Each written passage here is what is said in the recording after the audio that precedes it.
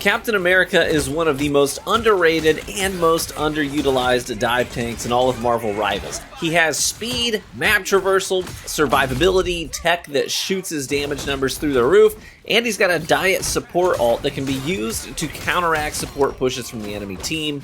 All in all, by the end of this video, I'll have you playing Cap so well the enemy team will be saying, "You're a problem.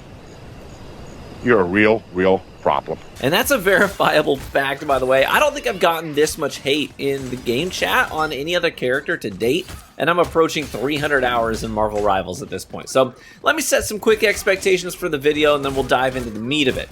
In preparation for the vid, I watched a couple of the most viewed Cap guides out there, and I was absolutely floored that, like, one of them showed, zero actual gameplay in real matches.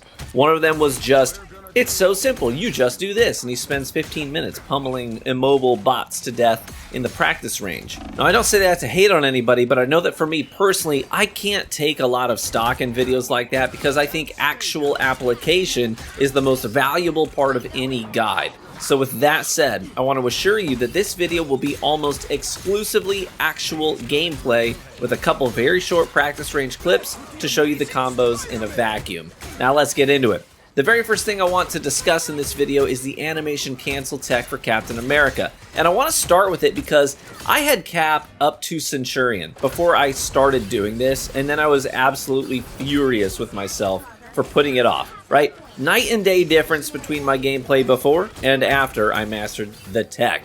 And Cap was good before I mastered it and I was already loving him, but afterwards it was a crazy difference in my actual damage output, and it only took me 10 minutes in the practice range to learn this and master it. So I don't want you to make the same mistake that I did. So that's priority number one for you. Learn the animation cancel tech. Let's go over it because this is the bread and butter of how you do damage as Cap. So with Cap's primary fire, he's going to alternate punches and shield smacks. Boom, boom, boom, boom. These are melee attacks. Once you land 2 hits, these 2 bars on your screen will fill up, indicating that you now have 4 shield tosses and 5 seconds to toss them out before they expire.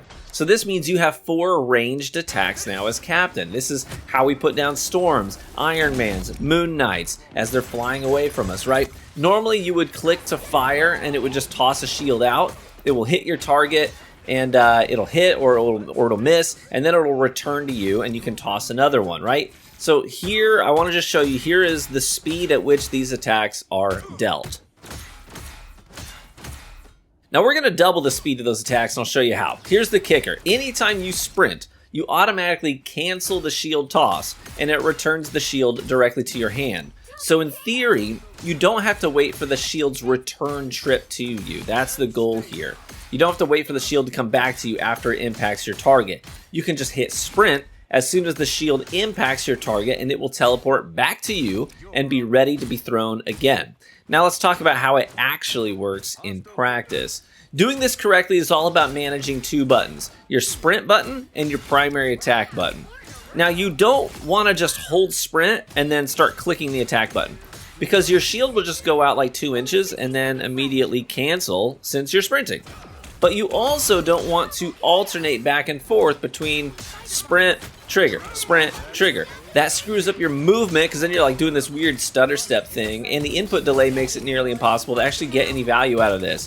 What you actually want to do is hold down the sprint button the entire time, but instead of clicking the primary fire, you need to hold it down all the way until the shield impacts your target. Once you hear that ching sound where the shield hits something, then you release the left click or the trigger and return the shield directly to your hand. This allows you to do damage twice as fast, even against targets that are far away from you. As long as you're holding the trigger down, the shield will continue to travel while you sprint forward. At the instant you release the trigger or the mouse button, the animation will cancel and it'll return the shield directly to you. So you're going to hold down the sprint button, hold, click, release, hold, click, release, hold, click, release, until all 4 shields have been thrown.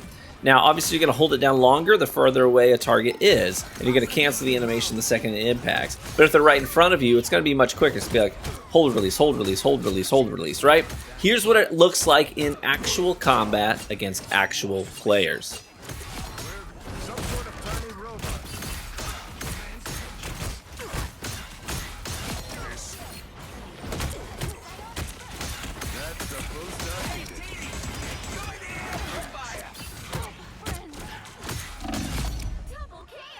Now, since targets move and run, they fly, they die, you'll sometimes have to switch targets in the middle of your combos, but if you do it right, you can dive on a squishy target like Spider-Man here, go bonk bonk, toss toss with the cancel, and he'll be dead before he can fly away.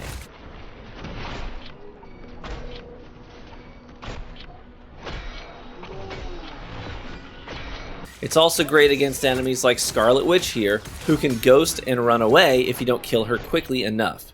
Okay, honestly, that was the most important part of the video, but let's move on to the rest of his kit. Using Captain well is all about managing your cooldowns. He has a sprint that helps him move quickly and leap high into the air. While airborne, he can click on the standard attack button to dive on an enemy and pop them up into the air. This ability has a 12-second cooldown.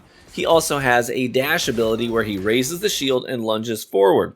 This doesn't do a lot of damage, and I use it mostly as a way of getting myself out of trouble as a movement ability instead of using it to directly attack enemies. Now, there are times where I'll use it to close the gap on an enemy that might be trying to escape from me and I don't have shield tosses available, but you'll see me use it almost only to get away. This dash has a 10-second cooldown. And finally, he has a shield toss ability bound to E on M and K. When activated, Cap will toss his shield out, and it will bounce between enemies and ricochet around, hitting anything nearby. This ability has a 7-second cooldown that begins as soon as the shield actually returns to your arm. Since it has a relatively short cooldown, I suggest you use this ability pretty liberally. I can't tell you how many times I've killed divers like Spider-Man just because I saw movement out of the corner of my eye and tossed the shield toss out. Usually when Spideys are flying away, it's because they dived, did some damage on somebody, but they also got some chip damage from my teammates, so he's trying to fly away. So when I toss my shield out there, there's a decent chance it will be all the damage we needed to put him down. The next thing we got to talk about is the shield itself. This is a massive part of playing Cap well. Knowing how and when to leverage the shield will be the difference between dying 10 times in a match and dying 1 time in a match. This shield can block anything, okay? Even attacks and ultimates that do more damage than the shield can tank. It'll block a Scarlet Witch ultimate even though the shield has 400 hit points. It will just take all the shield's HP. Even if you only have 5 hit points left on the shield when she pops her ultimate, it will just cancel your shield out, it'll absorb all of the damage, and then you'll just have to wait until the shield recharges to pull it up again. But this blocks Thor's ultimate, as seen here, and then immediately going into the next one, Strange's Eye of Agamotto. It'll block Magneto's Spirit Bomb even more. But here's the cool part, it also reflects incoming projectiles back in the other direction. It's random where they end up going, but if you actually pop the shield up in their faces, like a red point blank, you're really likely to hit them with their own abilities. This works very well against Punishers who pull out their shotgun against you. If you hug them very tightly and put the shield up in their face, they will just end up shooting themselves to death with their own shotguns. But I also use this to exile Hulks with their own lockdown attack.